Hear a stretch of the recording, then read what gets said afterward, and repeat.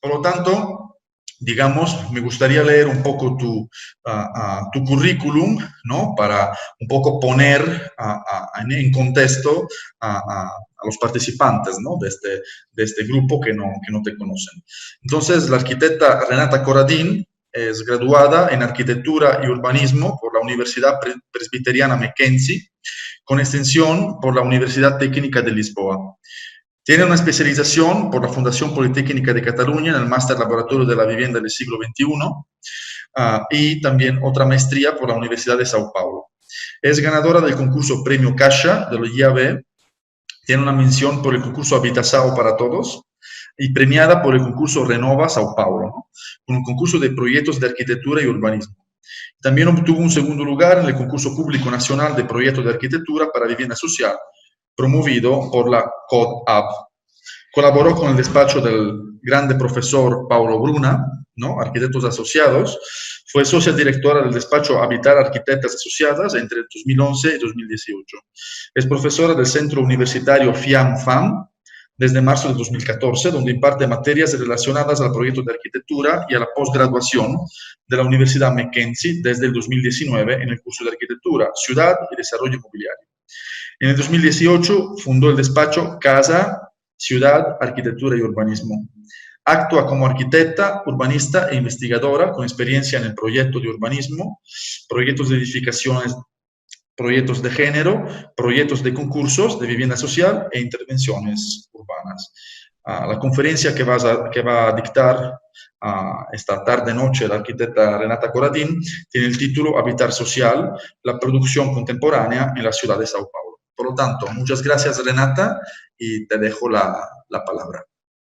Muy bien, bueno, gracias a ti, Graciano, por la invitación y es un gusto estar con vosotros. Estoy aquí intentando conocer a los participantes, leyendo sus nombres y lo bueno del Zoom es que podemos ver las caras, ¿no? Porque igual estar ahí hablando sin ver las expresiones es un poco raro. Voy a intentar ponerlos aquí en la pantalla al lado para ver si puedo ir mirando las expresiones y bueno, vamos hablando porque la idea es que sea una charla. Voy a compartir un poco de lo que estoy investigando, estudiando con respecto a la vivienda social en São Paulo y nada, y así vamos hablando. Entonces me gustaría agradecer mucho la invitación y eso, y si mientras estoy hablando quieren interrumpir y preguntar algo, me parece que esto es más una charla que otra cosa, ¿no? Es para compartir. Vamos a ver si puedo ponerlos aquí para compartir mi pantalla. Y bueno, ya voy a disculparme si hablo algo raro, me pregunten por favor, porque hace un rato que no hablo en español y tarda un poquito para arrancar, pero ahí vamos. Renata, esto es normal, yo tampoco hablo español, yo hablo itañol, por lo tanto, digo, ellos están acostumbrados y eso estaba en las condiciones de inscripción, ¿no? Como aguantar itañol y portiñol, por lo tanto, yo creo que no habrá ningún problema. De hecho, creo que al final serán ellos que empezarán a hablar mal su propio idioma. Vale, perfecto. Vamos a ver.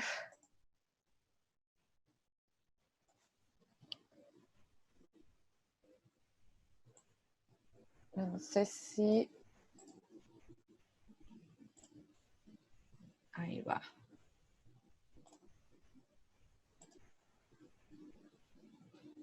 ¿Pueden ver? Sí. Vale. Perfecto.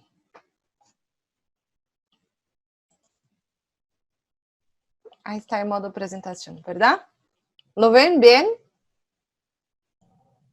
Sí, lo veo Vale, no, bien. es porque estoy con dos pantallas y tenía dudas si estaba mirando bien.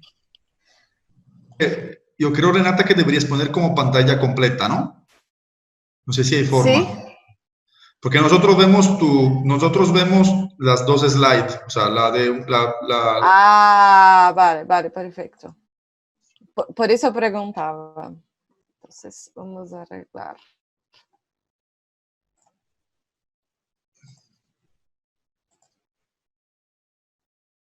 Si vas abajo, ¿no hay la opción a la derecha, pantalla completa allí? De la presentación. Sí, el PowerPoint. ¿Esta? No. ¿Dónde está? Ocultar modo exhibición, no sé. Vamos a ver. No.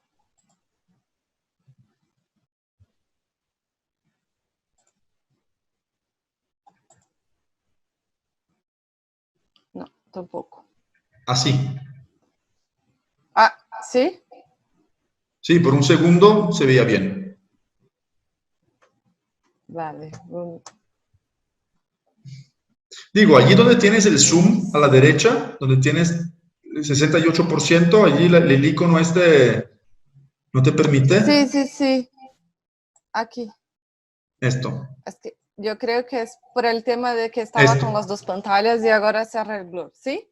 Perfecto, Renata. Muchas gracias. Vale. No, a vosotros. Bueno, entonces vamos a ver. La discusión que yo traje para hoy es un poco al respecto de la producción contemporánea de la ciudad de São Paulo, ¿no? Yo no sé si alguno de vosotros estuvieron en São Paulo alguna vez, pero elegí aquí una imagen típico de la ciudad, ¿no? Donde se ve la verticalidad de los edificios, una región bastante conocida con el Copan por aquí, el edificio Italia, luego algunas torres que indican que esta es la región de la Avenida Paulista. Y lo que se nota es una ciudad bastante vertical y con una población bastante grande, ¿no? Aquí en São Paulo estamos entre las 10 ciudades más populosas del mundo. Y solo para que tengan una comparación con respecto a Ciudad de México, tenemos ahí como densidad en São Paulo 7.959 habitantes por kilómetro cuadrado, mientras que en México en Ciudad de México se tiene alrededor de 5.900.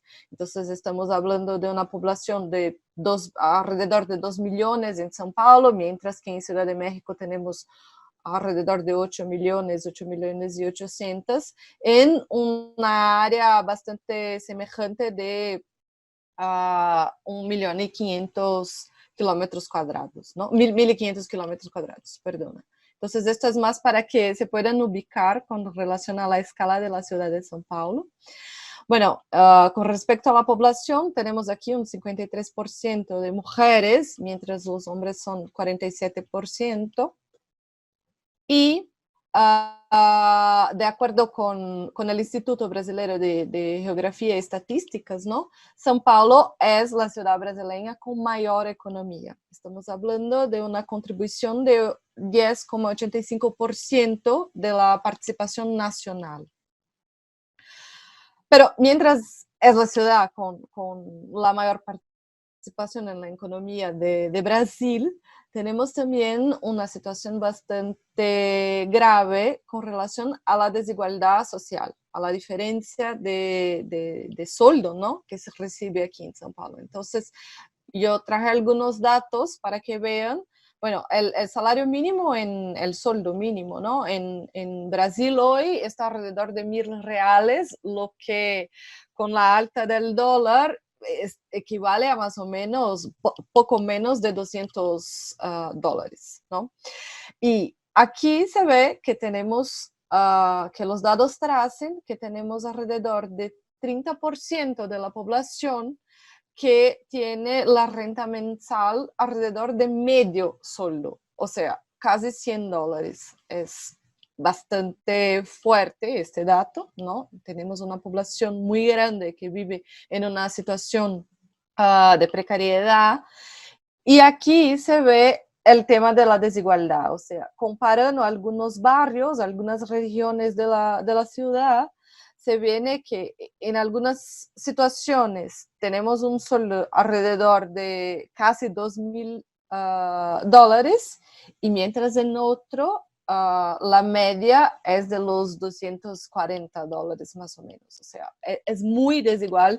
São Paulo es una ciudad muy grande y el cambio de una región para otra, los cambios son brutales, ¿eh? Bueno, estamos hablando, esta es una foto muy conocida, es posible que ya tengan encontrado con ella, que si se va ahí en Google y pone como desigualdad social, ¿no? Conflicto social, aparece, porque es una foto súper fuerte que enseña aquí los edificios con las terrazas, cada uno con su piscina, ¿no? No sé si es piscina en español, ya me corregirá alguien. Y luego al lado, toda esta es la favela de Paraisópolis, ¿no? Entonces es una foto solo para ejemplificar esta desigualdad social y tenemos hoy en la ciudad de São Paulo alrededor de 3 millones de personas viviendo en asentamientos precarios o informales. Esto representa un 11% de la población viviendo en favelas, ¿no? Estamos hablando de 1.300.000 personas que viven en estas situaciones precarias. Aquí es un mapa de la ciudad de São Paulo, donde podemos ver la concentración de las favelas, los loteamientos en las regiones más periféricas de la ciudad, una concentración en el sur, y en el centro de la ciudad una mayor concentración de los, aquí llamamos cortizos, son los conventillos, ¿no? Bueno, y ahí, cuando se habla de la situación de la población más carente, ¿no? Con más necesidades, no podemos hablar de esto sin hablar de las políticas habitacionales, ¿no? Es fundamental entender y atrelar la cuestión de la política con la cuestión de la vivienda social. Entonces, por eso yo traje aquí una línea del tiempo, un poco para que se ubiquen en el tiempo de los alcaldes y de las administraciones que tuvimos en la ciudad a lo largo de los últimos años. Entonces, yo empiezo ahí más o menos por los años 90, cuando tuvimos como alcaldesa Luisa Erundina, que era de la izquierda, ¿no? De los partidos de los trabajadores, del PT, del mismo partido que Lula. Luego tuvimos ahí 8 años consecutivos con una política que se decía progresista, hubo un montón de obras y construcciones dentro de la ciudad de São Paulo, pero que no tenía una mirada social para nada, y ya os enseñaré algo, ¿no? Luego, en 2011, vino Marta Suplicy, que también es del PT, ¿no? Después, 8 años con un partido más de derecha, que fue la secuencia que tuvimos de José Serra y Gilberto Kassab. Vino Fernando Haddad y después, en 2017, empezó otra vez el mismo partido de los 8 años, ahí entre 2005 y 2013, con João Dória y Bruno Covas, que están hasta hoy. Bueno, en los años 90, yo aquí voy a puntuar muy rápidamente, no me quedaré mucho en esta parte de la política, que no es el foco es hablar sobre proyectos, ¿no? Pero yo hablaré muy rápidamente un poco de lo que fueron las acciones de cada uno de estos momentos, ¿no? Entonces, en los años 90, podemos destacar la construcción de autoconstrucción, aquí llamamos mutirão. No sé si ya escucharon hablar este término, y fue un momento muy importante porque la población, de hecho, ha participado en la construcción de sus propias casas. Fue un momento en que surgieron muchos movimientos sociales, organizaciones sociales, que son muy importantes para este tema de la producción social hasta hoy, ¿no? Este es un de los ejemplos de estos proyectos de autoconstrucción. Miren que las fechas nos enseñan cómo tardan y cómo es difícil que se consiga construir los edificios, los conjuntos. Esto es una lástima, pero es un conjunto que se empezó a construir en 91 y solo se terminó en 2003. O sea, y la población todo este tiempo involucrada en esto, ¿no? Es un proyecto de Héctor Viglieca, un proyecto muy, muy interesante, pero que ha tardado un montón para que se concretizara. Luego tenemos ahí este periodo que os dije, que es el periodo más progresista, que fue de 93 a 2000. Y ahí la producción de vivienda en São Paulo se caracterizó por el programa que conocemos como Singapura, que fue un programa de verticalización de favelas, pero que no tenía ninguna relación con el entorno, con la ciudad o respecto con las favelas, porque lo que se proponía era construir los edificios como si fuera una muralla, una fachada para la ciudad, pero por detrás de esos edificios la favela continuaba ahí, ¿no? Y los problemas de saneamiento y de regularización tampoco eran resolvidos. Era como para hacer que se resolvía algo, pero de hecho no. Y son programas muy, muy malos. Muy malos de calidad, digo, ¿no? Bueno, luego entremos en el momento de Marta Suplicy y de entre las acciones me gustaría destacar las intervenciones en edificios de la región central de la ciudad, rehabilitándolos para el destino a vivienda social. Entonces aquí es uno de los ejemplos, hubieron algunos ejemplos ahí alrededor, no sabré decir un número ahora, alrededor de 15, 20 ejemplos en este momento. Este de aquí es uno, incluso del profesor Paulo Bruna, que Graciano ha citado en mi presentación. Y era un edificio de escritorios, ¿no? de despacho, un edificio comercial que fue convertido y aquí se ve las viviendas de diferentes tipologías. El edificio hasta hoy está ahí y la población viviendo ahí, entonces es un muy buen ejemplo de actuación, ¿no? Este es un ejemplo de alquiler social. Aquí en São Paulo el alquiler social no funciona muy bien. Tenemos pocos ejemplos que siguen como alquiler. En general lo que se hace es dar la tenencia, ¿no? a la población que sigue ahí por años contribuyendo con un poquito por mes hasta que dentro de muchos, muchos años tenga de hecho la tenencia. Entonces es como es un edificio público y que la persona va comprando a lo largo de muchos años y no se aplica aquí el alquiler social. Es muy, muy raro que se vea situaciones como esta, pero el Parque del Gato es un ejemplo que se construyó en el año de 2004 y entonces yo traje para levantar también este tema del alquiler, que sería una política importante que se abordara, ¿no? Este es un otro ejemplo también único, que es una vivienda de alquiler social para gente mayor y es el único ejemplo que tenemos aquí en esta situación, lo que es bastante raro, es un muy buen proyecto, pero no tenemos otros ejemplos como este.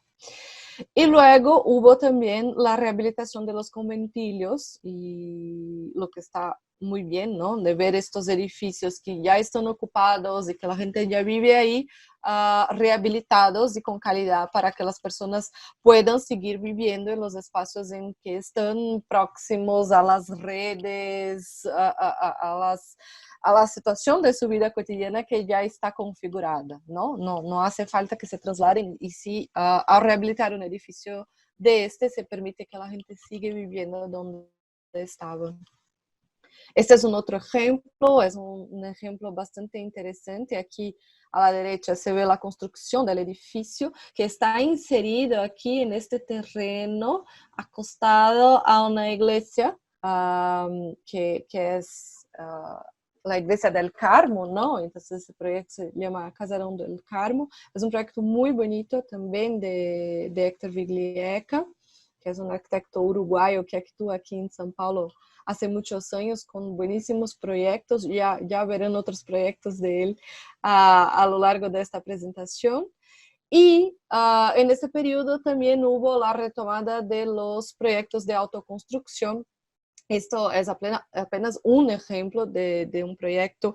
Un de los despachos, de los colectivos que actúan en esto es el Lucina, ¿no? Y aquí se ve como la reunión de los vecinos, de la población, discutiendo proyecto, y son muy buenos ejemplos de participación, ¿no? Ojalá todos los proyectos de conjuntos habitacionales de vivienda colectiva tuvieran la participación de los vecinos, de la población que ahí va a vivir, como ocurre en la autoconstrucción, ¿no? Que se apropian del proceso desde el inicio. Entonces me pareció importante traer este tipo de actuación, de construcción como ejemplo. Bueno, ahí entramos en el periodo de 2005 y 2012, donde lo que me gustaría destacar, y que es dentro del periodo que voy a presentar algunos proyectos sobre los cuales podremos discutir un poco más sobre el proyecto mismo de la edificación y del conjunto. Y fue un periodo muy importante, porque fue un periodo en que se vio despachos de arquitectura que no necesariamente actuaban directamente con vivienda social, haciendo proyectos de vivienda social. Y fue un periodo, un momento en que se produjo muchos edificios de vivienda social en São Paulo y con el objetivo de que se produjeran edificios con calidad arquitectónica, con calidad para la gente, que no fuera simplemente una reproducción de un modelo ya existente. Y entonces este fue el periodo que yo estudié durante la maestría, ¿no? Y que traje hoy para discutir con vosotros. Aquí yo empiezo con algunos proyectos de urbanización de las favelas, ¿no? De urbanización de ocupaciones irregulares, que también es una actuación muy fuerte. Me parece importante que hagamos esta distinción. Una cosa es el proyecto de urbanización, que algunas veces no hay construcción de nuevas viviendas, es solo la organización del territorio, es llevar las redes, alcantarilla, agua y toda la infraestructura necesaria, la apertura de viarios, en fin, recualificar todo este espacio, y en algunos casos tenemos la construcción de nuevos edificios, ¿no? Entonces, este proyecto, el Vila Nilo, es también un proyecto bastante interesante. Se ve que aquí estaba la construcción de algunos edificios de Singapura y luego la favela al lado, ¿no? Y entonces, a partir del proyecto de urbanización de Vila Nilo, se hizo la recualificación de todo el espacio donde estaba la favela. Aquí se ve la relación del Singapura con la urbanización del espacio, y luego se ve algunas nuevas construcciones, o sea, seguramente durante el proceso fue posible identificar cuáles domicilios tenían condiciones para ser mantenidos y cuáles deberían ser removidos, y luego se construían nuevas edificaciones. Aquí algunas imágenes más. Se ve que escogieron colores para, de hecho, atraer la población, ¿no? Para que hubiera una participación y que pudieran elegir qué color tenía su casa, y con esto van como recalificando los espacios. Luego, este es el segundo proyecto de urbanización que traigo hoy, y es un proyecto de la urbanización de la región en el extremo sur de la ciudad de São Paulo, para recuperar el borde de las represas que tiene la ciudad, que estaban totalmente ocupados irregularmente, ¿no?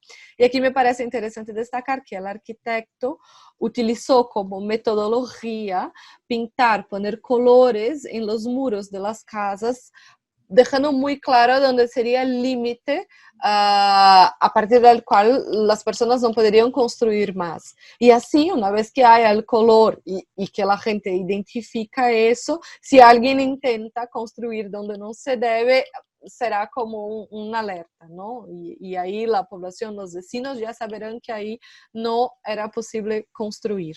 Y entonces es una metodología de actuación. Aquí algunas fotos de los proyectos de urbanización. Aquí se ve un poco más de cerca esto de los colores y el límite de la intervención.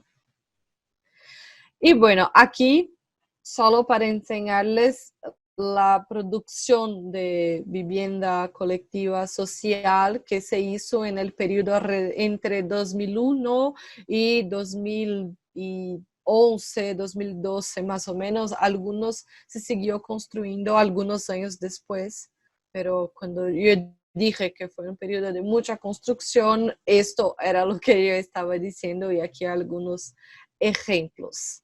Entre estos, vamos a hablar con un poco más de detalles sobre algunos de ellos. Aquí, esta es una foto de la favela de Heliópolis, donde vemos una sobreposición de intervenciones. Entonces, tenemos ahí intervenciones que van de los años 80, 90 hasta la actualidad, ¿no? De aquí me gustaría discutir con vosotros estos 4 proyectos, ¿no? El Juntas Provisorias, que todavía está aquí en el terreno. Tenemos el Comandante Taylor, el Sabesp, aquí al fondo, y aquí el edificio Silvio Baccarelli. Solo para que se ubiquen dentro del límite y de la extensión que tiene la favela de Heliópolis, que es la más grande que tenemos en São Paulo hoy.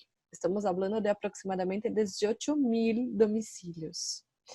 Bueno, este es el proyecto Comandante Taylor. Yo lo clasificaría como un proyecto muy denso, porque como se puede ver, todo se resuelve a través de escaleras, no hay ascensores y se nota, ¿no? La densidad por esta foto. Bueno, esta es una vista de la implantación, solo para que podemos hablar un poquito más de proyecto, ¿no? Estamos hablando de una construcción con los edificios lineares. Tenemos esta otra tipología de edificios, que son edificios que están enfrentados, ¿no? 2 láminas con el pasillo en el medio. Aquí un destaque para la posición de las escaleras, los pasillos que van conectando las escaleras a los edificios. Estas conexiones ocurren apenas en un único nivel, que es el nivel de la calle Comandante Taylor, que es esta en la parte de abajo de la pantalla, y estos los accesos a las viviendas. Aquí una foto de estos elementos de circulación, ¿no? Que son bastante pesados. Hubo una discusión, en el primer momento debería ser estructura metálica y luego se construyó con este elemento prefabricado de concreto que es bastante pesado, ¿no? Bueno, pesado que agrega un peso al edificio. Y aquí los pasillos, ¿no? Delante de los edificios, de las ventanas, que voy a enseñar un poquito cuando miremos la tipología. Entonces, lo que está bien en este proyecto es ver estos espacios que llamamos ahí de espacios de transición, ¿no? Que hacen la transición del espacio de los pasillos, del común entre los moradores y la puerta de las casas. Y ahí, una vez entregues a los vecinos, se ve que esta cuestión de la identidad visual, que cada escalera tuviera su color, ya no es así. Las personas se van apropiando y utilizando y cambiando piso y poniendo sus pertences, ¿no? Se apropiando de estos espacios. Algunos incluso los vecinos no llegan a un acuerdo del mismo color y bueno, es así, es la apropiación de los espacios, ¿no? Lo que me gustaría destacar aquí, que es algo que no salió bien en este proyecto, ¿no? Está bien cuando hablamos de análisis de proyecto, ver lo que sale bien y lo que no sale, y que es esa situación entre las 2 láminas que en planta podría parecer bien, pero que no entra luz.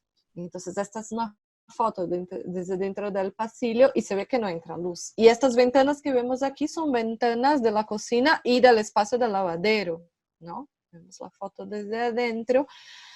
Y claro, es de día. Esto era como mediodía que estuve ahí haciendo la visita y aquí se ve que es oscuro. Esta ventana aquí está para afuera y sí que tiene luz. Entonces es una situación bastante complicada, ¿no? Para estos vecinos. Aquí es una planta de la tipología, entonces este es el pasillo, el espacio, ¿no? de transición que vimos ahí en la entrada y luego toda la franja de las áreas húmedas que están que se abren para este pasillo. Luego los otros espacios, las habitaciones y el espacio social sí que tiene contacto con la otra fase del edificio, ¿no? Aquí se ve una vez más la ropa secando en el pasillo y aquí algunas fotos. Esta es la otra tipología que vimos y que tiene un arranjo, una organización distinta, ¿no? Tiene aquí el pasillo y luego hay un espacio con relación a la ventana de la habitación, la otra habitación para el otro lado y aquí toda la franja de la área húmeda de la casa. El espacio de transición que ya hablamos y aquí la relación de la ventana. Bueno, yo voy a hablar un poquito de cada proyecto y de los temas y los elementos de los proyectos que me parecen interesantes. Graciana, tú vas controlando el tiempo y quizás voy más rápido en algunos para poder, me parece que abordar temas de proyecto con vosotros es bastante interesante para lo que están discutiendo dentro del curso, ¿no? Entonces, este es el proyecto Sabesp y que está en un terreno de la Sabesp. Sabesp es la empresa que responsable por el agua, ¿no? Y la alcantarilla de la ciudad. Y se ve que aquí están las cajas de agua, ¿no? De esta empresa y hacemos una relación directa de la forma de los edificios con esto. Este es un proyecto bastante polémico por la vivienda que tiene formato de un cuarto de pizza, pero por más que a los arquitectos nos da una cosa ver estos espacios y no saber cómo la gente de hecho se apropia aquí con cama, sofá, etcétera. La verdad es que a los vecinos les gusta mucho vivir aquí y por lo poco que acompañé del proyecto, yo creo que tiene mucho que ver con esta cuestión de la identidad visual y que tiene colores, y que son bonitos, son distintos, ¿no? De los otros conjuntos de vivienda social. Este es un otro proyecto dentro de Heliópolis y de aquí me gustaría destacar un poco el trabajo que hubo al elegir los elementos de la fachada, ¿no? Las ventanas y estos paneles que corren y el dibujo de las barandillas, luego un poco más ousados aquí con este pórtico de entrada. Y entonces se ve que es vivienda social, pero que hubo un esfuerzo en los materiales, en el dibujo de la edificación, ¿no? Este es un conjunto que debería ser más grande y tenemos aquí construido hasta hoy solo la primera parte, la segunda se empezó las obras, pero todavía no tenemos esto concluido.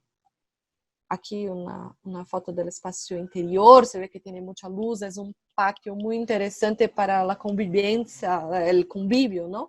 Entre los vecinos y luego unas estructuras metálicas que conectan los edificios. Se ve que ahí hubo un diseño muy especial, ¿no? Para este proyecto y me pareció importante traer esto para la discusión. Este es el último proyecto de Heliópolis y lo interesante de este proyecto es que es una construcción de nuevos edificios alrededor, involucrando una construcción de edificios más antiguos, estos de producción de Coab, que es la compañía de vivienda, de habitación, ¿no? Aquí de São Paulo. Estos edificios, en el momento en que se estaba construyendo, hubo un momento que ocurrió un incendio, separaron las construcciones y luego la gente empezó a ocupar los espacios entre las edificaciones, ¿no? Y se ve ahí que estaban como tampando las ventanas. Luego, después de muchos años, se construyó el nuevo, ¿no? El nuevo edificio. Aquí hay algunas fotos que enseñan la relación del existente con el nuevo. Es un proyecto bastante interesante, pero yo tengo que decirles que hay un conflicto aquí. Porque claro, la gente, la población que vino a vivir en los nuevos edificios era la población que estaba tampando las ventanas de los edificios antiguos. Y entonces ahí hay un conflicto social entre los vecinos bastante fuerte, lo que nos enseña que esta cuestión de vivienda social va mucho más allá que el dibujo, ¿no? Que solo el proyecto, tiene que ver con la relación entre las personas, con la convivencia y un montón de otras cosas más que también tenemos que tener mirada para eso.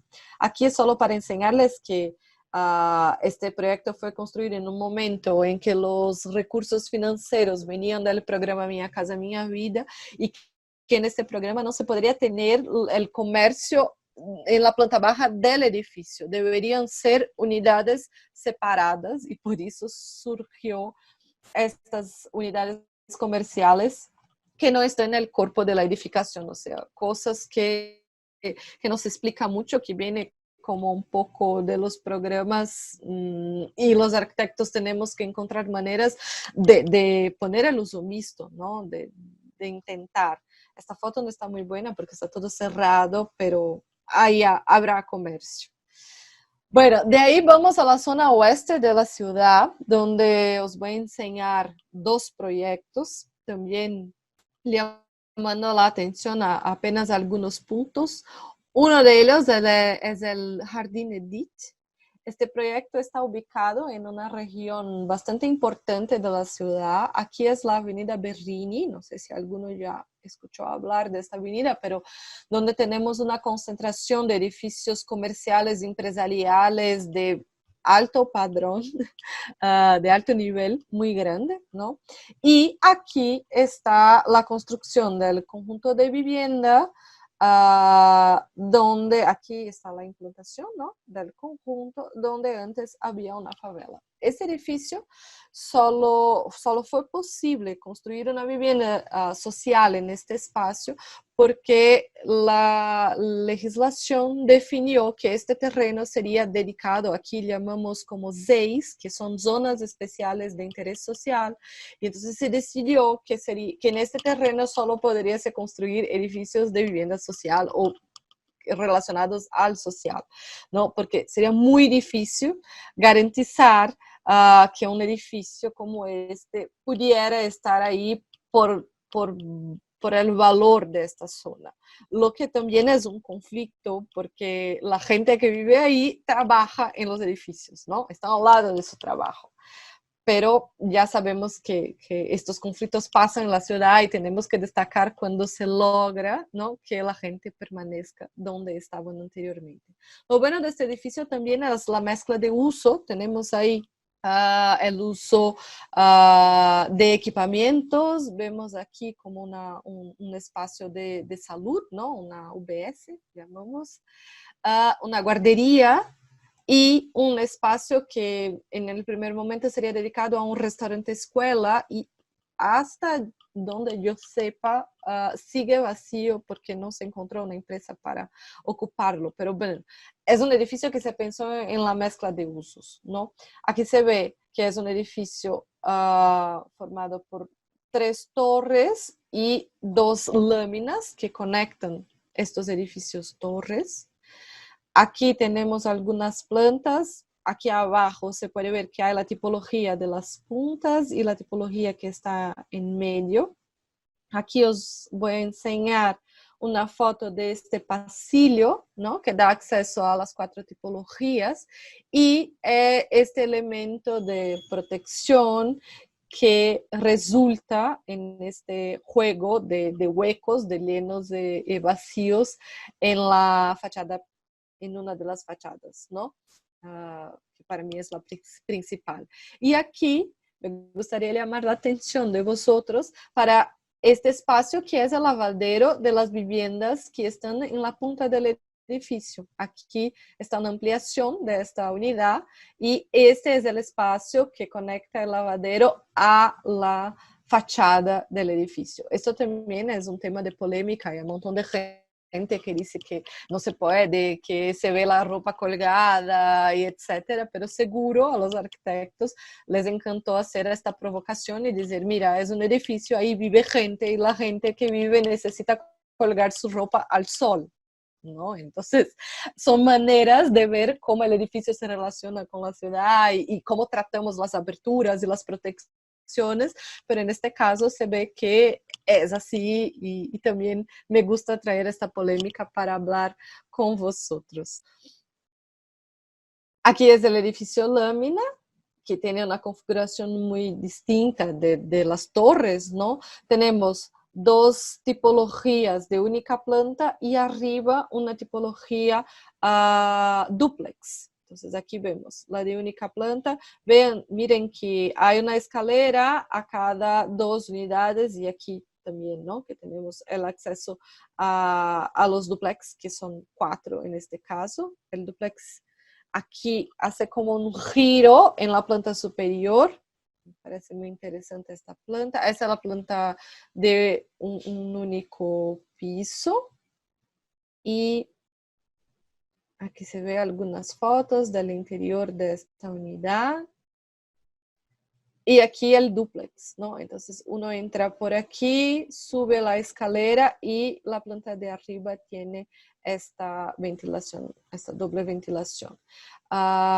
Aquí yo me permito hacer una reflexión muy rápida con relación al ciclo de la ropa, porque en esta tipología tenemos el lavadero en la planta de arriba, cerca de las habitaciones. Y ahí podemos plantear todo el tema de que la ropa sucia sale de las habitaciones y van al lavadero y luego vuelven, o sale del baño y luego vuelven a las habitaciones. Pero vemos en muchísimos casos el lavadero junto con la cocina y entonces también me gustaría plantear aquí esta discusión. Claro que hay todo el tema, ¿no? Que el lavadero con la cocina, que la misma persona que está cocinando pone la ropa para lavar y eso, pero también se puede plantear otras cosas, ¿no? Como la proximidad con las habitaciones.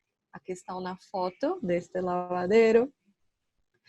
Y vamos al segundo proyecto de la zona oeste de la ciudad. Hay este y uno más y ya me callo. Estoy aquí mirando, son como 10, 20, pero Graciano, también tú vas controlando el tiempo y me dices algo, ¿vale?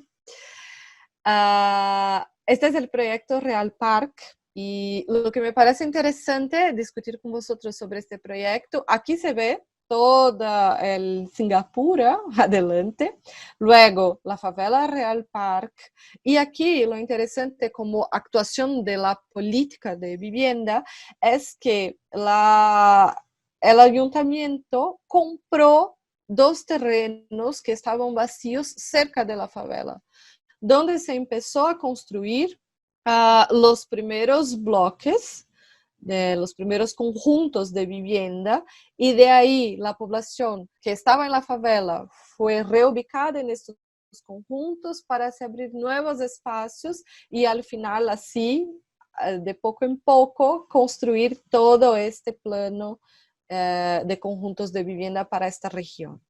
Claro que también podemos discutir la cuestión de que se saca todo y que se construye todo nuevo, que se podría hacer un proyecto de urbanización y esto también es un tema de discusión, pero en este caso lo que se decidió fue hacer todo nuevo proyecto, ¿no? Entonces aquí hay una foto de la construcción del primer nuevo conjunto y aquí ya un espacio, la gente que salió de aquí vino a vivir en este conjunto y así fue aconteciendo sucesivamente, ¿no?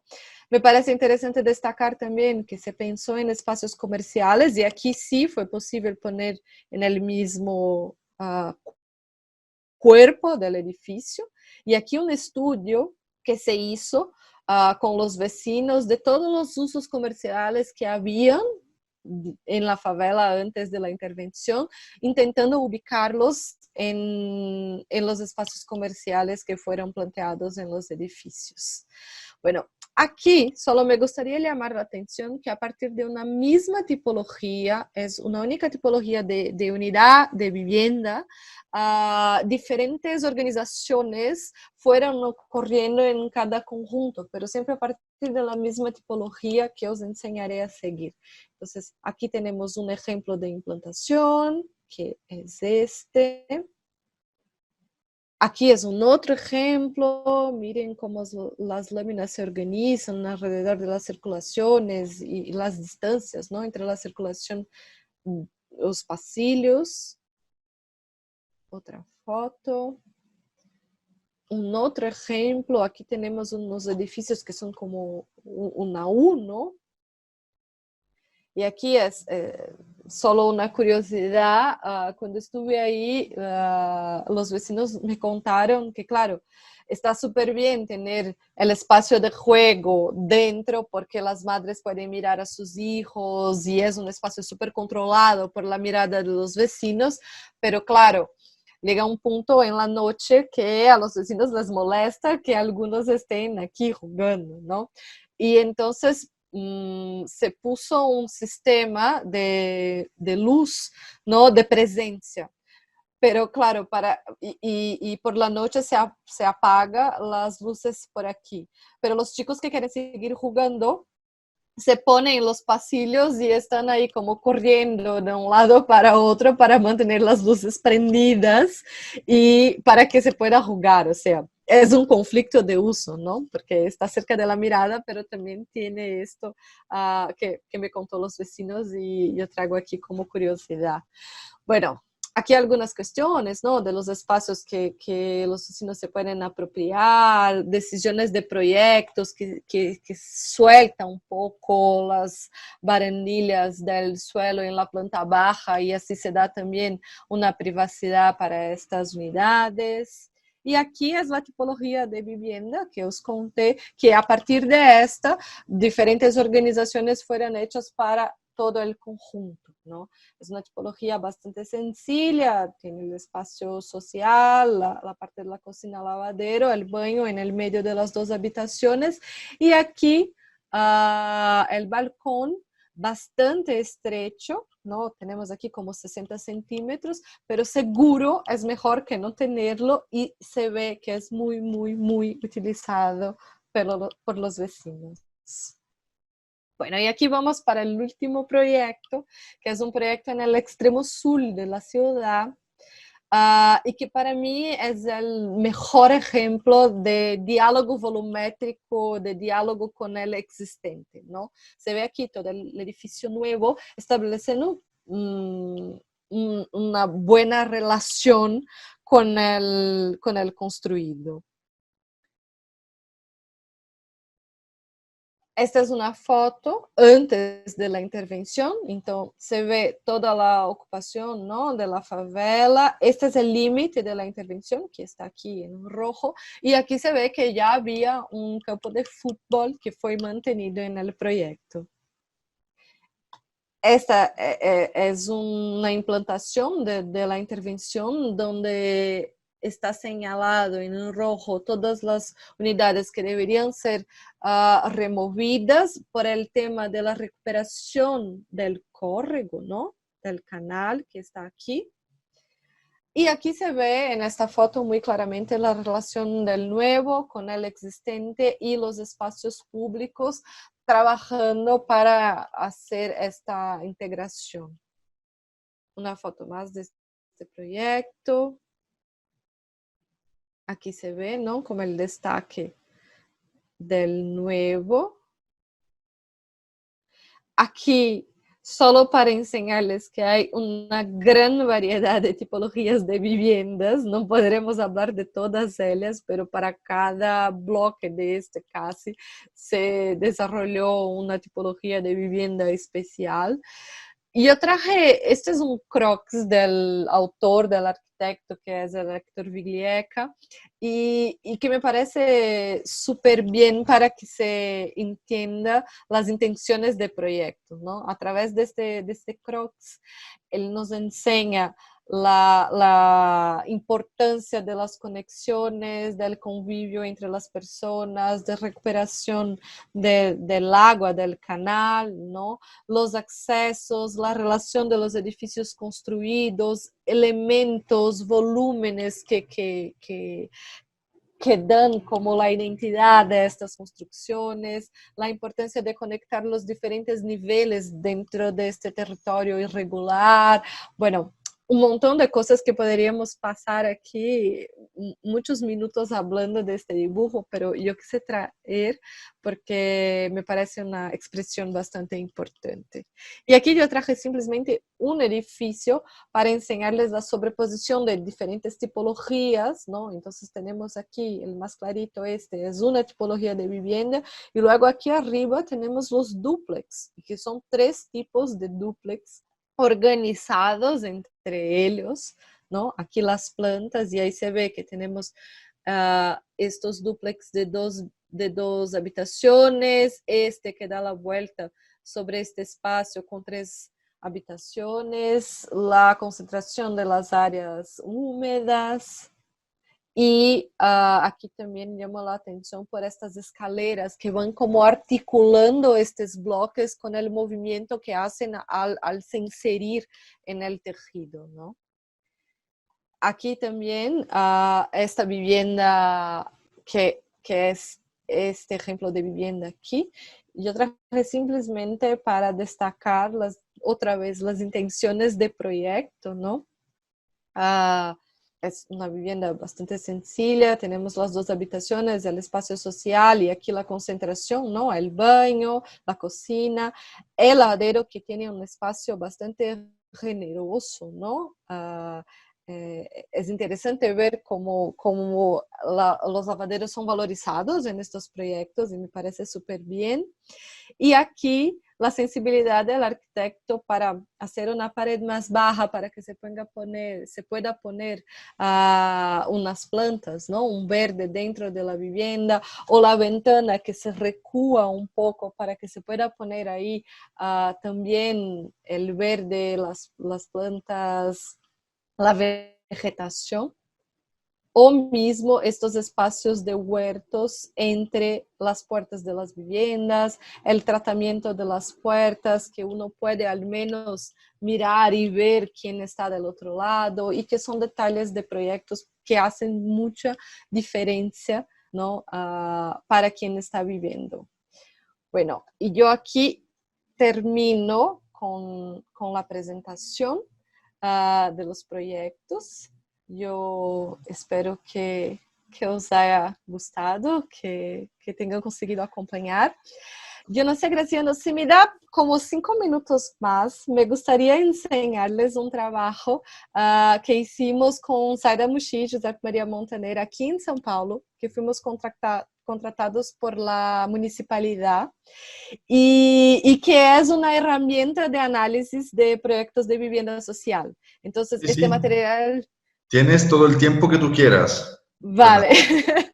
este material está disponible en internet, entonces solo me gustaría enseñar un poco el proceso para que entiendan cómo funcionaría esta herramienta y después pueden descargar y utilizarla y bueno, y de la manera que os parezca mejor, pero me parece un material bastante interesante.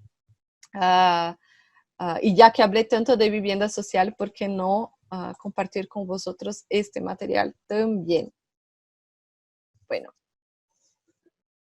Exactamente.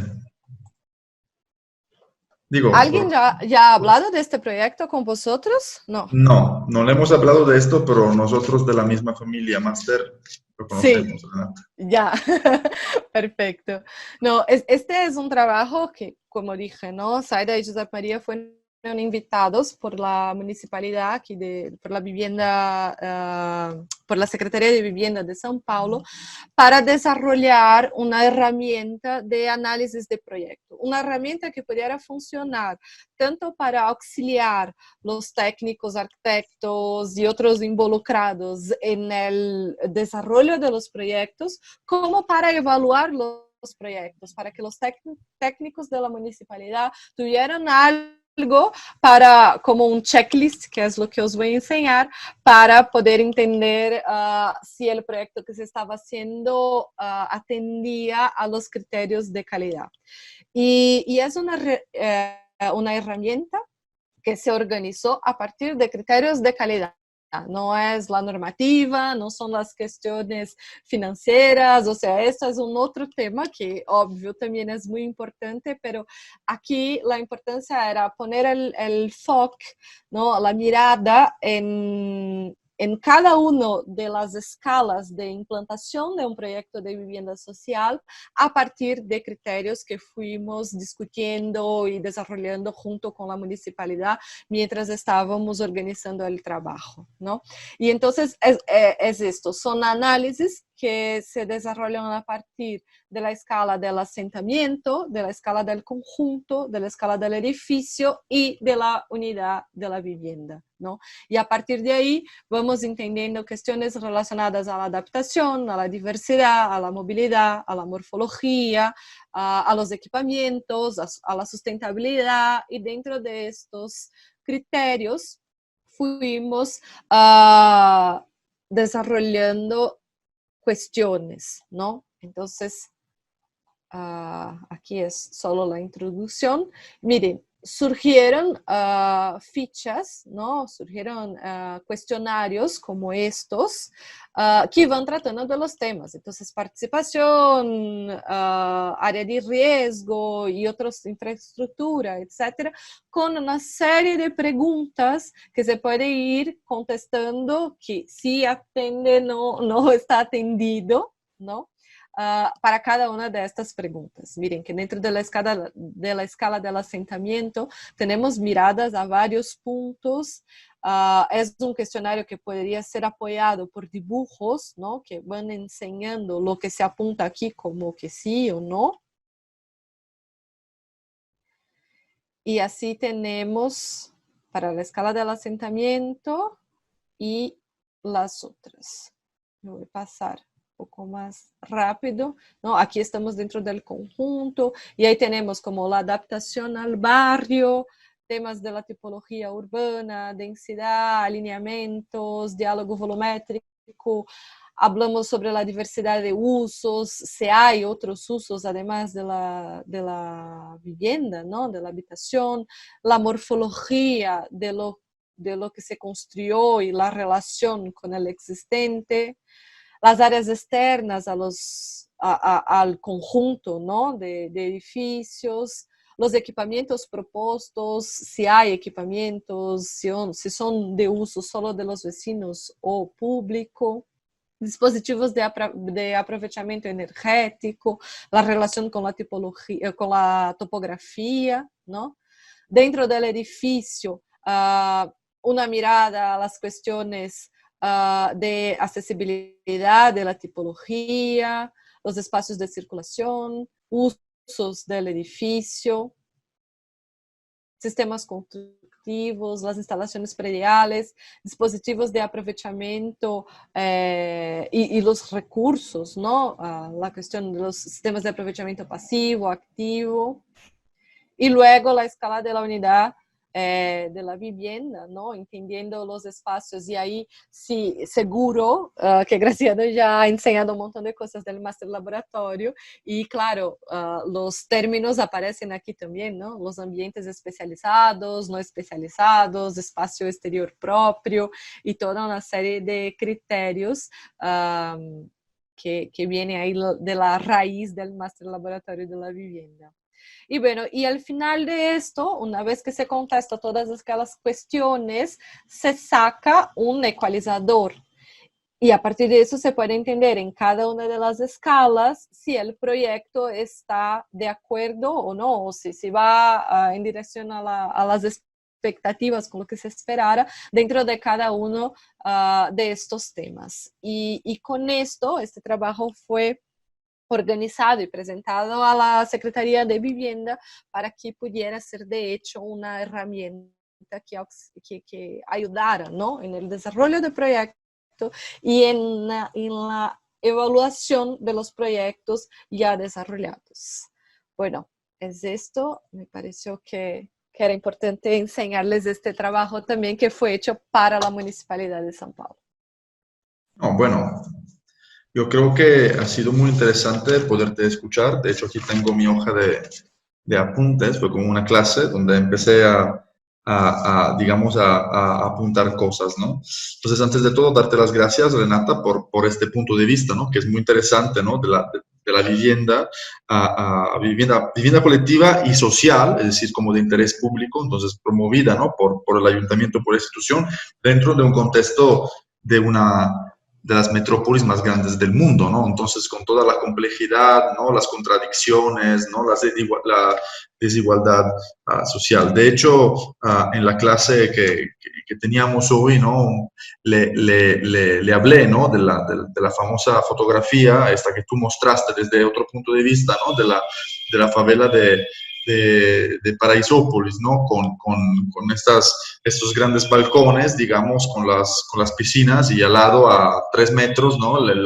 La favela, ¿no? Eso es como el contraste en una foto, o sea, ni siquiera es un collage, ¿no? O sea, No. es la realidad. Me interesó mucho y yo creo que ha sido muy interesante, ¿no? Como esta visión que nos has compartido en primera instancia, ¿no? Como entendiendo que al final la vivienda social, la vivienda colectiva, la vivienda colectiva social también es como una materialización también de un ideal político, ¿no? Es decir, si hay políticas, digamos, que de una cierta forma respaldan, ¿no? La construcción de este tipo de ciudad, sí se pueden tener conjuntos de proyectos también interesantes, por ejemplo, ahora los que hicieron en Barcelona, ¿no? Introduciendo la herramienta de los concursos, donde diferentes oficinas podían participar, y por lo tanto no era la típica vivienda de cajón, ¿no? La vivienda que es la vivienda prefabricada, a lo mejor que ya tenemos de catálogo que vamos a implementar, ¿no?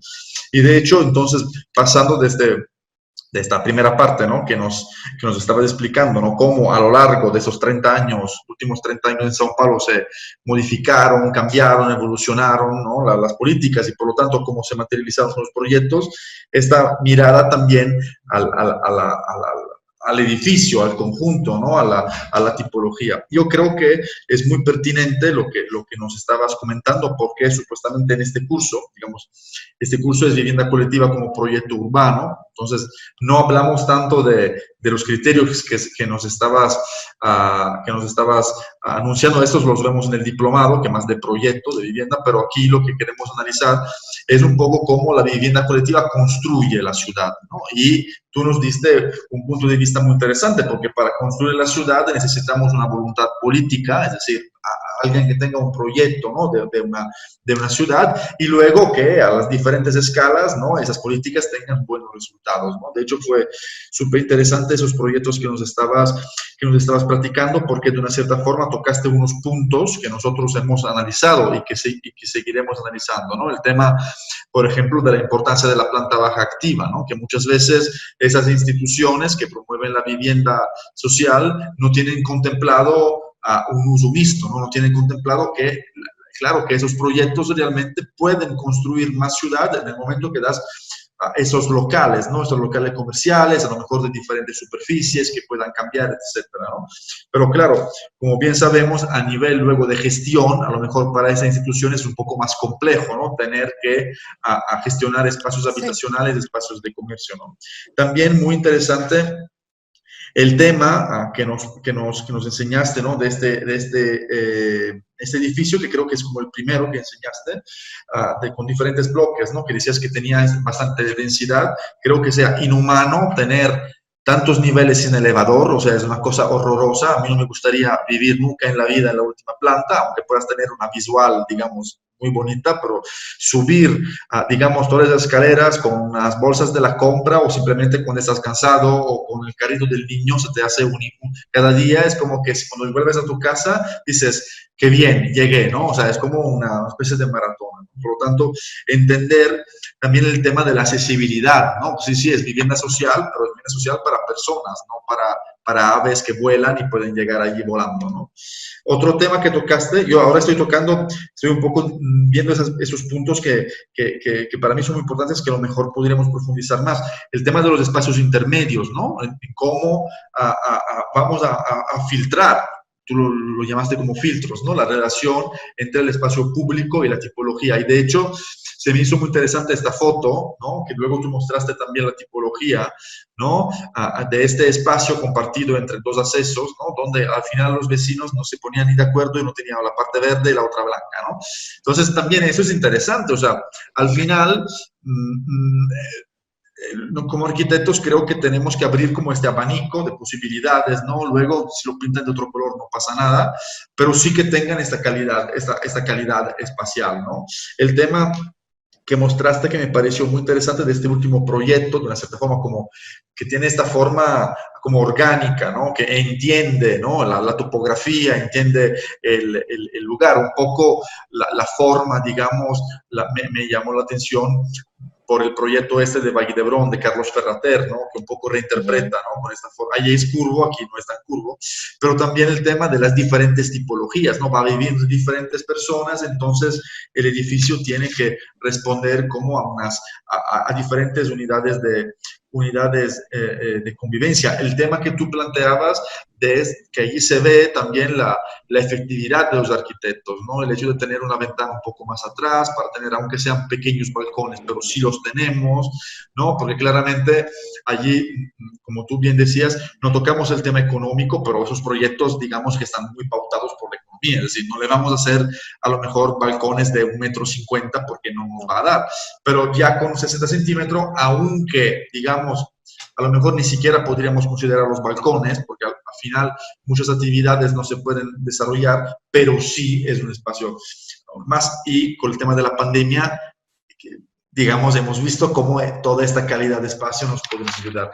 Incluso hice unos croquis porque creo que unas tipologías que enseñaste realmente también desde un punto de vista del interior estaban muy interesantes, ¿no?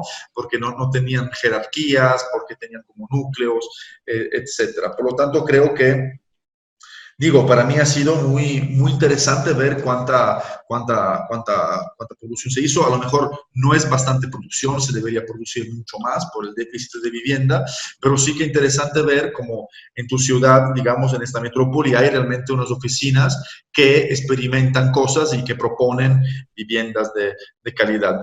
También interesante lo que decías, el tema del vamos a ver lo bueno y vamos a ver lo malo, ¿no? En este proyecto que dices, esta pasarela, dice que nosotros arquitectos, ¿no? La planta, dices, oh, súper bonita, pero realmente es que no entra luz ni pagándola. Entonces, realmente también nos chocamos, ¿no? Contra lo que es la pura realidad. Y ahí a lo mejor entendemos que este esquema hubiera funcionado si el edificio hubiera tenido 2 niveles menos, ¿no? Hubiera entrado más luz y no, a lo mejor, digo, yo soy partidario de poner siempre el elevador, pero ya tener 3 pisos no es tener 5, ¿no?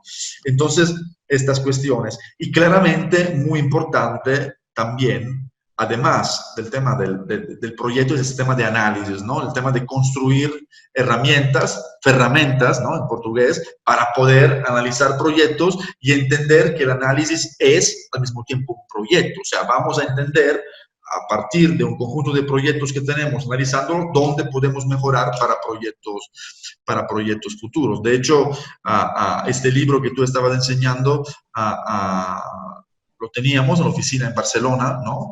Allí entonces era muy vigente y yo lo estoy revisando para un libro que estoy escribiendo ahora porque es esta cuestión, ¿no? Es esta cuestión de que allí se hace como muy explícita, ¿no? No podemos hablar de vivienda colectiva si no entendemos que la vivienda colectiva afecta a todas estas escalas, ¿no? No es simplemente el departamento, pero es también la unidad, no es simplemente el conjunto, pero es también el conjunto hasta que llegas a la escala de ciudad, que es supuestamente el tema de este curso, ¿no? Es decir, la vivienda que genera ciudad. Por lo tanto, yo creo que no voy a agregar nada más, dejo la palabra, pero te doy las gracias porque realmente ha sido una hora muy densa de conceptos y realmente que nos deja con estas ganas, ¿no? De seguir investigando y de entender cómo a través de esos criterios y a través de este cambio de chip, ¿no? De cambio de mentalidad, realmente también en ciudades, digamos, muy complejas, como puede ser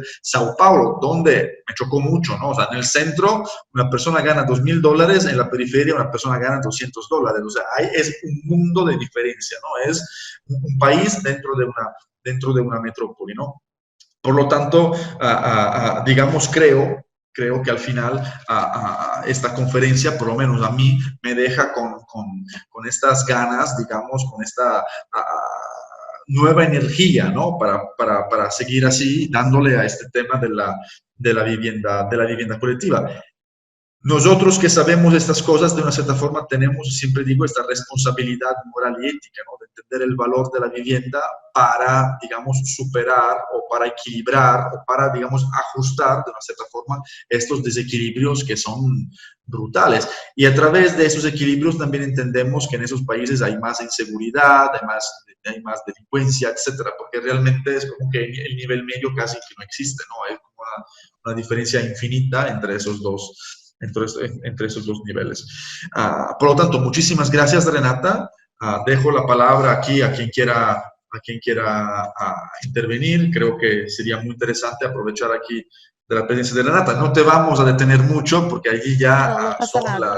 casi las 11 de la noche. Vamos a ser clementes, pero sí creo que sería interesante si alguien tiene alguna duda, algún comentario que lo pueda compartir contigo, Renata, que seguro le podrás explicar mucho mejor que yo. Yo tengo una duda. Sí, ¿Cómo es que el gobierno se interesa, pues a lo que veo, tanto en hacer vivienda social, así de, digamos, vivienda colectiva? No entendí la primera parte, Abdi. ¿Cómo es que el gobierno se interesa tanto? Porque, sí, porque regular, bueno, bueno, ¿es negocio para el gobierno? No. ¿No? No. La vivienda social nunca es negocio. O nunca debería serlo, ¿no? Exacto. Es que la vivienda social en general es para solucionar el problema del déficit habitacional, ¿no? Y regularizar la situación, la situación precaria que muchas familias viven. Porque se tiene condiciones dentro de las favelas, hay muchas favelas que son urbanizadas, pero hay muchas que tienen una situación terrible o que están alrededor de los canales de agua y que se tiene que recuperar estos espacios de la ciudad. Y entonces estas personas que viven ahí necesitan ser reubicadas en otros espacios porque no pueden estar ahí en el borde del canal, no se puede estar en regiones de riesgo tampoco. Entonces, hay que sacar a estas personas de ahí y darles una vivienda, porque son personas que no tienen condiciones de acceder, de pagar por una vivienda, ¿no? Entonces, los programas de vivienda social son para atender a esta población que necesita de vivienda. Y esta producción, que parece mucha, yo intenté puntuar que fue en un momento específico. Se miran, yo estaba hablando ahí como de 2001 a 2012, que se terminaban algunos edificios. En este periodo, yo diría de 2001 a 2011, 2012, se produjo mucho, pero después ya casi nada, o sea, ya se cambió el foco de las secretarías del ayuntamiento. Y esto es un problema. Este es un problema porque el déficit sigue muy grande. Okay. ¿Alguien más? Sí. Sebastián, por favor. Hola Renata, ¿cómo estás? Muchas gracias por compartirnos estos proyectos, esta información tan interesante. Te quería preguntar, no sé si puedes profundizar un poquito en este término que nos contabas que se maneja ya, que es el 6, como zonas especiales de interés social. Son como áreas que se van determinando dentro de la ciudad de intervención, de desarrollo. Sí, bueno, esta es una herramienta de la legislación local, ¿no? Que aquí tenemos el plano director, ¿no? Que es la legislación urbanística que clasifica la ciudad en zonas, ¿no? Entonces tenemos zonas estrictamente residenciales, zonas de uso mixta, zonas de uso que se tiene que dar incentivo porque tiene mucha infraestructura y condiciones de recibir más gente. Y luego hay una clasificación que son las ZEIS, la ZEIS, Zona Especial de Interés Social. Y son zonas que son destinadas a implantación, a la construcción de o viviendas o equipamientos, pero lo que sea vuelto, ¿no? Que se relacione con el social. Entonces se identifica, por ejemplo, tenemos muchos terrenos en la ciudad, cuando se encuentra un terreno que hay una favela, en general se clasifica como 6 porque es una zona para ser rehabilitada, ¿no? Para el social. Y en este caso específico que os enseñé hoy, la curiosidad fue que la municipalidad logró, fue justo en un momento en que se estaba haciendo la revisión de esta ley, como ahí había una favela, se dijo, bueno, esto es una 6 y listo, ¿no? Y entonces, cuando la población alrededor se enteró de que allí, de hecho, se configuraría un edificio de vivienda social, que en una región súper valorizada de la ciudad, al lado del puente, que es el cartón postal de São Paulo, se pondría un edificio de vivienda social, fue como que no se puede, que hay que sacar la gente, que tiene que llevar a una región de menos valor, pero ¿cómo se va a elevar de menos valor? Se viven ahí antes de que todo esto llegara. Se trabajan ahí, ¿no? Y entonces esta herramienta de la legislación permitió que ellos consiguieran quedar, porque ahí los vecinos se organizaron y mira, aquí ya estamos aquí, esto es una 6 y hay que se construir vivienda social aquí. Entonces, es una herramienta muy buena cuando de hecho se logra garantizar que las zonas sean reservadas para el uso social en medio de la ciudad, ¿no? No en la periferia, no en otras zonas donde no hay infraestructura, donde se lleva 2-3 horas para llegar al centro. Ok, muchas gracias. ¿Puedo hacer una más ahí antes de... Es que no oí hablarte del carro, del coche. ¿Cómo es la normativa frente a eso? O sea, ¿no desaparece? ¿No es obligatorio generar estacionamientos o cómo se maneja? Para vivienda social. Para vivienda social no es obligatorio, incluso hay como una directriz de la municipalidad para que no se destine espacio en el terreno y ni recursos para el coche, ¿no? Y entonces, en ningún proyecto apareció mismo, salvo una excepción, si no me equivoco, el último proyecto tenía unos espacios que podrían ser comerciales o para coches. Y bueno, y es una mirada que dice, aparcamientos no se puede construir porque son caros, ¿no? Subsolos ni hablar porque es muy caro, no se puede destinar recursos para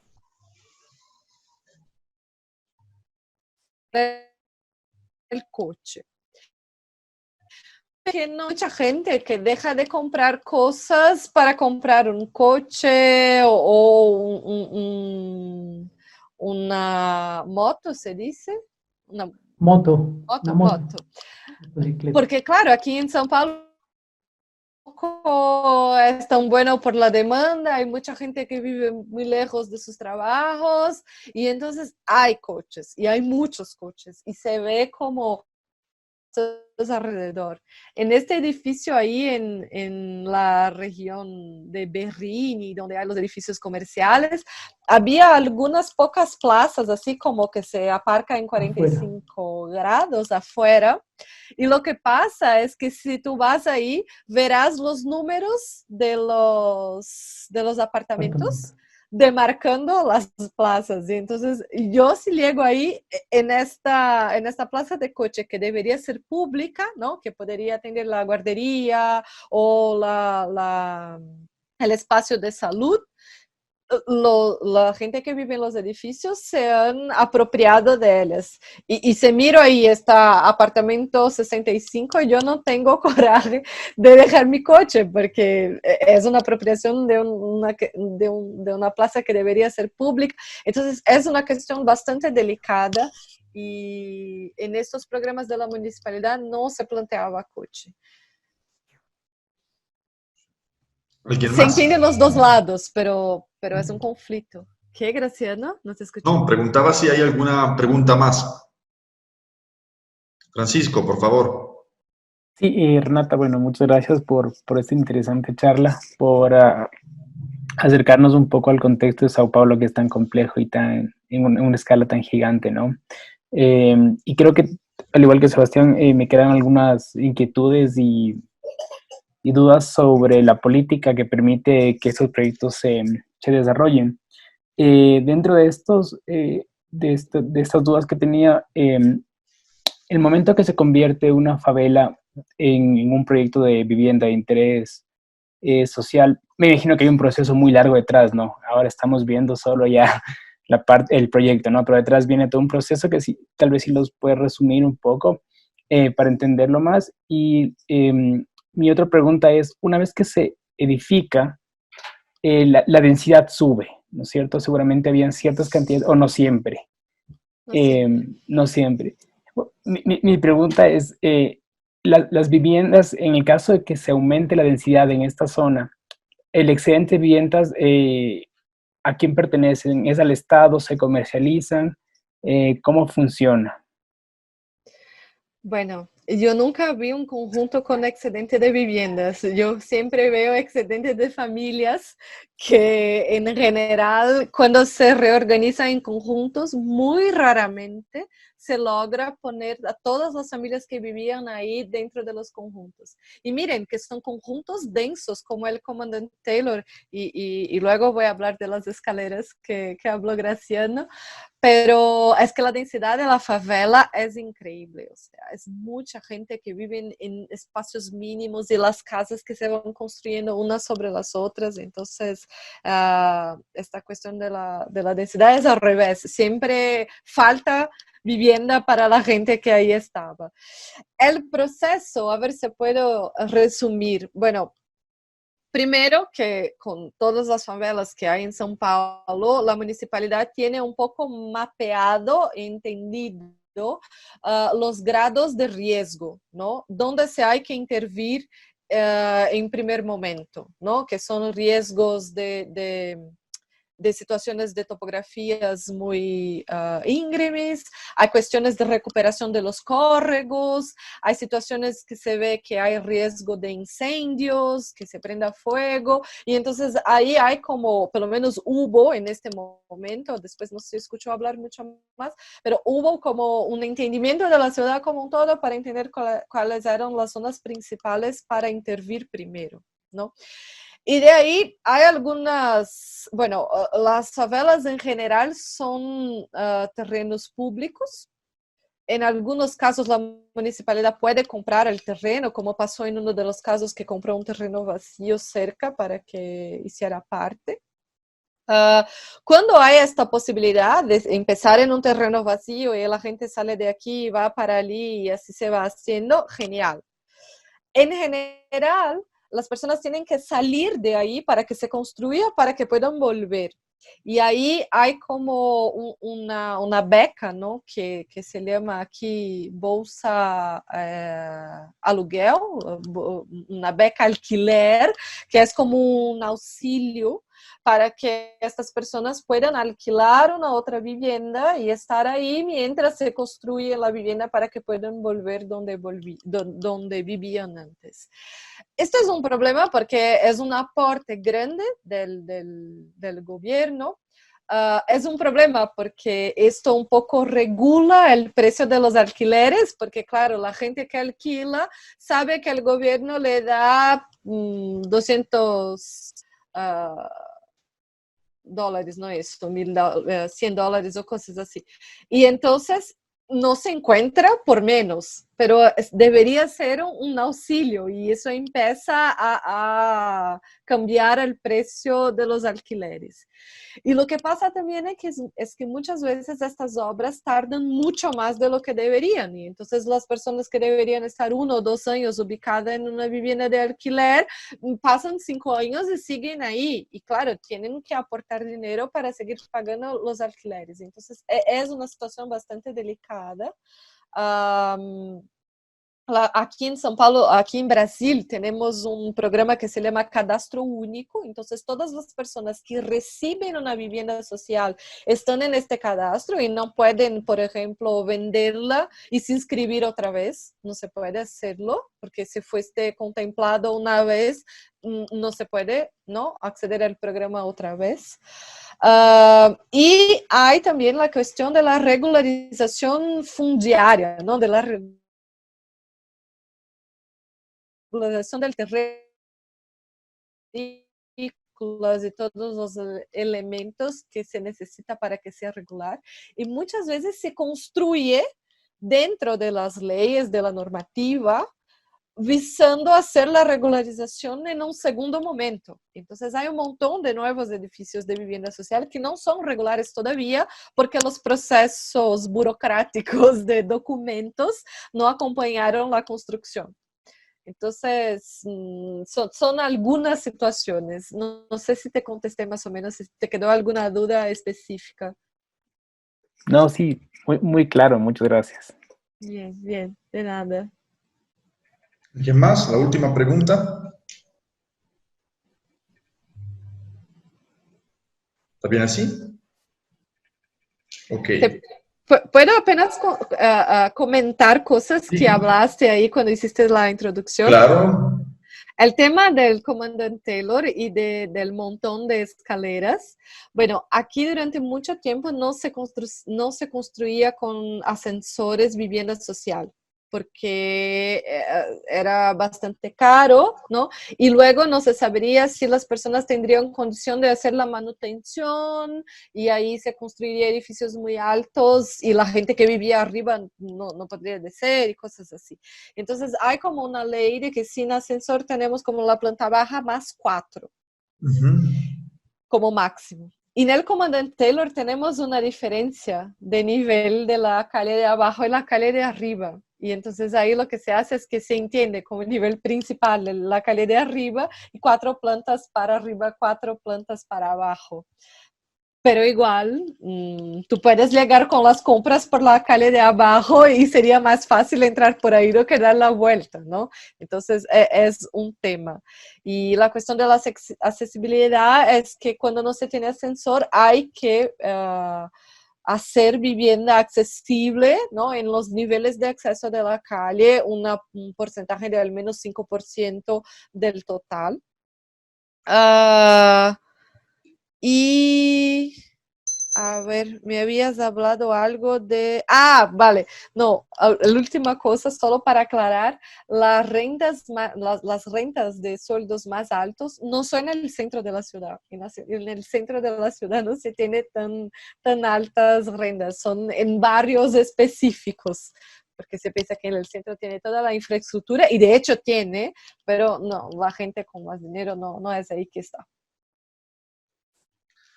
Muchísimas gracias, Renata, por las aclaraciones. O sea, realmente yo creo, y se vio por las preguntas que nacieron, que salieron, perdón, que realmente fue muy interesante. Me gustó mucho cuando se celebró el Congreso allí en Sao Paulo, visitar una pequeñísima parte de Sao Paulo, porque realmente, ¿no? Y realmente es, como diría Juan Villoro, este escritor mexicano, ¿no? O sea, es vértigo al horizontal, ¿no? Parece que casi no termina la ciudad en no tiene un límite, ¿no?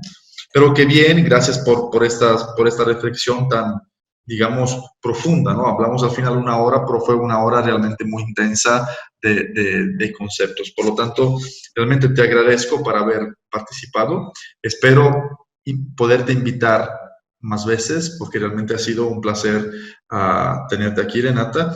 Y esperamos realmente que en esos contextos tan complejos como la ciudad de Sao Paulo o los que podemos tener aquí en Ecuador, en México, en Colombia, realmente no se entiende el valor del proyecto colectivo, ¿no? de la vivienda social, de la vivienda colectiva social, y se entienda esta cosa, ¿no? que te estábamos preguntando antes, ¿no? Que al final la vivienda es un derecho, por lo tanto no es un negocio, ¿no? Entonces, realmente sí deberíamos empezar, ya que en las cartas constitucionales, ¿no? Aparece la vivienda como un derecho, la vivienda digna, etcétera, deberíamos digamos, empujar para que esto se aplique y realmente tener proyectos, digamos, accesibles, ¿no? Desde un punto de vista económico, desde un punto de vista social, y allí los arquitectos tenemos una responsabilidad, un papel, ¿no? De realmente actuar como activistas de una cierta forma, ¿no? Para que esto mejore.